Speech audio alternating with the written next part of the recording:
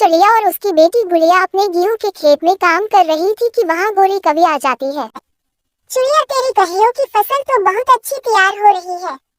एक मेरे कालू की फसल है कि हर बार की तरह पूरे खेत में ऐनक लगाकर देखने से एक दाना ही नजर आता है। गोरी बहन, मैंने हमेशा मेहनत की है, इसलिए तो मेरी फसल अच्छी है। शादी करूंगी मैं अपनी बेटी की, करवाती हूँ मैं तेरी बेटी की शादी। गोरी कवि जब अपने खेत में जाती है तो हर रोज की तरह उसका पति कालू कौवा अपना ट्रैक्टर खड़ा करके पेड़ के नीचे सोया हुआ होता है। कालू, ओए कालू के बच्चे, उठ जा, अब तो शाम हो गई है। सारा दिन खेत में आकर सोया रहता है और शाम को घर जाकर मुझसे कहता है मैं बहुत थका हूँ। मैं अपना काम खत्म करके सोया हूँ। देख रही हूँ मैं तेरा काम। देखो तो खेत में कैसे गेहूं के पत्ते सूख रहे हैं और एक चिड़िया की फसल है कि सोने की तरह खिली हुई है खेत में। एक तो ये चिड़िया मुझे जीने नहीं देती। जब देखो चिड़िया चिड़िया, इसलिए तो मैं तेरे पास आई हूँ। कल मेरी माँ आएगी। जब मेरी माँ तेरा खेत उजड़ा हुआ और चिड़िया का खेत हरा भरा देखेगी तो बहुत बेइज्जती होगी मेरी। तो अब क्या मैं खेत में घास लगा दूँ? करूँ क्या मैं? अगर अपना खेत अच्छा नहीं कर सकते हो तो चिड़िया की फसल ही उजाड़ दो। बड़ी बड़ी बातें कर रही थी वो, और मेरी माँ भी खुश हो जाएगी जब हमारा खेत चिड़िया के खेत से अच्छा होगा।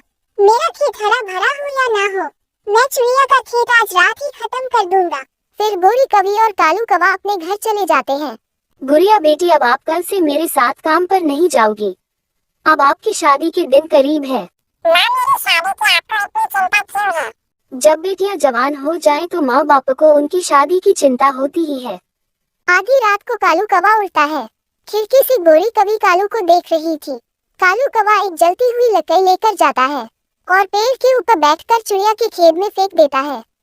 अपने घर के बाहर बैठा हुआ उनका तीसरा पड़ोसी मिठू तोता कालू कौवे को ऐसा करते हुए देख लेता है। उस बुरे कवि ने चिड़िया की फसल चला दी। ये कौवा बहुत बुरा है, ये हमेशा बुरे काम करता है। हाँ, बना रहेगी चिड़िया की फसल और न गोरी पत्नी जी। मुझे चिड़िया की दाने जल्दी जल्दी चल दो। चिड़िया की तो सारी ही फसल जल गई। सुबह हो जाती है। तोता भागा भागा चिड़िया के घर जाता है और चिड़िया को सारी बात बताता है। अगर मैं बोलता तो वो मुझे बहुत मारता। कालू कौवा बहुत जालिम है, उसने तेरी सारी ही फसल जला दी है। ये सुनकर मम्मा चिड़िया रोने लग जाती है। मैंने देर रात की मेहनत से अपनी फसल तैयार की थी और उस कालू कौवे ने मेरी सारी फसल बर्बाद कर दी। मम्मा, हम कमजोर पक्षी हैं। हम कौवों से लड़ाई नहीं कर सकते। आप चिंता न करें। जैसे कौवों ने हमारी फसल जलाई है, मैं उन्हीं कौवों से ही सारा काम करवा कर दोबारा फसल तैयार करूंगी। उड़ती हुई गुड़िया कौवे और कवि के पास जाती है। अंकल कवि और गोरी आंटी हमारा खेत जल गया है। हाँ गुड़िया, सुना तो है, बहुत दुख हुआ मुझे। आंटी, मेरी मम्मा ने गेहूं के खेत में एक सोने की हंडिया बनाई थी। खेत जल जाने से अब मुझे पता नहीं चल रहा कि मेरी मम्मा ने वो सोने की हंडिया किस जगह बनाई थी। अगर मेरे पास ट्रैक्टर होता तो मैं हल चलाकर अपनी सोने की हंडिया ढूंढ लेती। गुड़िया कौवों को ऐसे लालच देकर अपने घर चली जाती है। कालू जी, जल्दी करो, अपने ट्रैक्टर पर बैठो और हल चलाओ। हम चिड़िया के खेत से सोने की हंडिया ढूंढ लेते हैं। मैं अभी अपने ट्रैक्टर से चिड़िया के खेत में हल चलाता हूँ। कालू कौवा अपने ट्रैक्टर से चिड़िया के सारे खेत में हल चला देता है।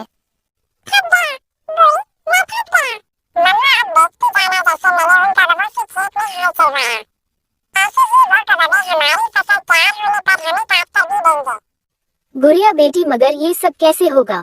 मम्मा, ये बात आप मुझ पर छोड़ दो। दिन गुजरते के एक दिन तेज बारिश होती है और चिड़िया के खेत को पानी मिल जाता है।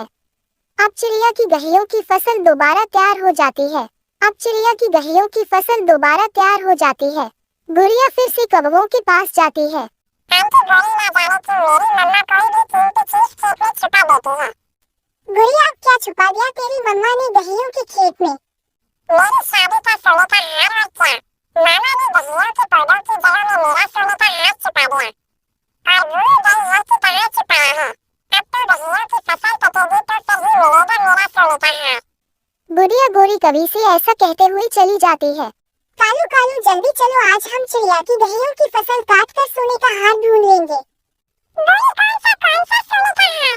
जो चिड़िया ने गेहूं के पौधे की जड़ों में छुपाया है। गोरी और कालू सारा दिन लगाकर चिड़िया की सारी फसल काट देते हैं। जब फसल कट जाती है तो गुड़िया अपनी मम्मा के साथ खेत में आ जाती है। शुक्रिया कभी अंकल और गोरी आंटी हमारा काम करने के लिए। आपने ही हमारी बेटियों की फसल को आग लगाई थी माँ और आपने ही हमारा सारा काम करके हमें दोबारा फसल तैयार करके दी। चलो मम्मा आप फसल समेट लेते हैं। चिड़िया अपनी फसल से दाना अलग करके बोरियां अपनी बैलगाड़ी पर लाद कर घर ले जाती है। बोरी और कालू एक दूसरे का मुंह देख रहे थे। कालू हम बहुत चातर कवि हैं, मगर ये छोटी चिड़िया तो हमारी भी माँ निकली। हमें सोने का लालच देकर सारा काम ही हमसे करवा लिया।